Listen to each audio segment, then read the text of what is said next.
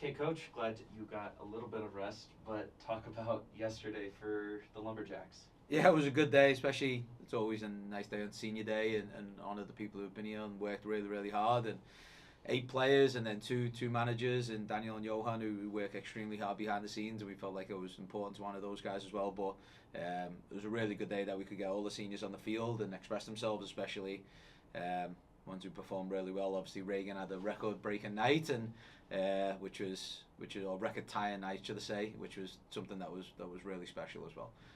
But yeah, all the seniors I thought did fantastic yesterday, and it's always good to honour them, especially with a win.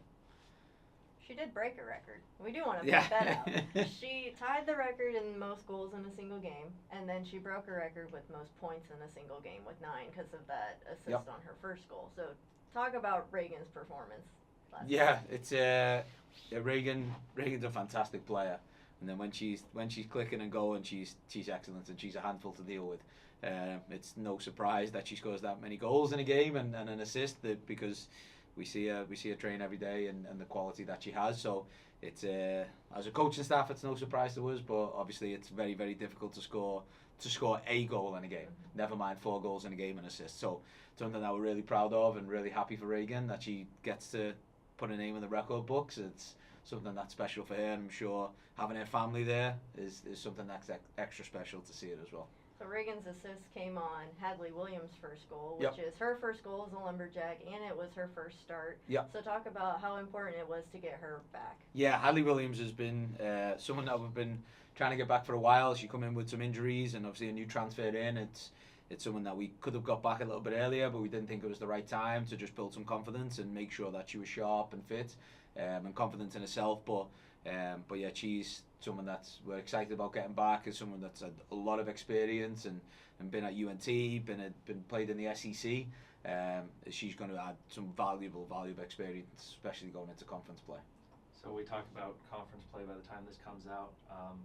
The game for Thursday night has now been canceled, so we are now focused on conference play. Just you're entering conference play 3, 1, and 2. What has been the overall message or the key takeaway from conference play besides adversity and making sure the bus works and something like that? A lot of adversity, a lot of changes, and it's just all about moving forward. I think something that is in our core values, and everything about what we do is working hard and doing what we can control, and I think that especially come this week, and we had some lapses in concentration and from the players, and but then they showed up on Sunday, and we were fantastic.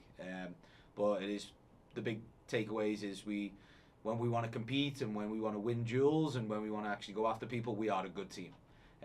When we do that, we are a really good team. It showed us against out shooting SMU and away from home and getting a tie on the road to a Big 12 school.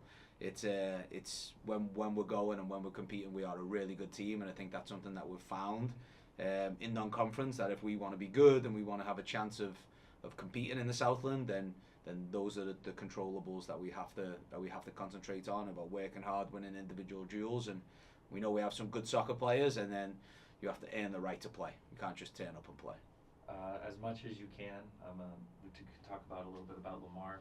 Yep. On Sunday night, 2-4-2, kicked off the year hosting number 25 Texas A&M. 2 wins, one against Sam Houston, who you tied earlier in the non-con, and then beating Texas Southern 4-1. What can we expect from Lamar on Sunday? Yeah, Lamar are a good team. They're a really good team. I know they've had a really tough non-conference schedule as well. And I know Nathan there is a good coach and good coaching staff. He always likes to schedule a really difficult non-conference. So it's not a surprise that with the record that they have, and because some of those games are really, really tight and could have gone either way.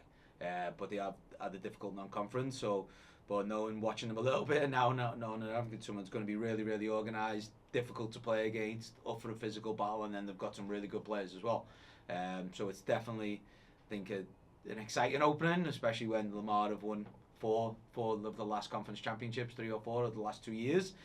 So opening conference back up with the reigning champs is exciting. It's something that we know that we're going to have to play our best to get any sort of positive performance. So it's something that's exciting for the staff and the players, and especially to open up a home is something that's going to be special. We have conference play, and that's for any sport, that's kind of regarded as full sprint at this point, and everything's fully clicking, fully gelling.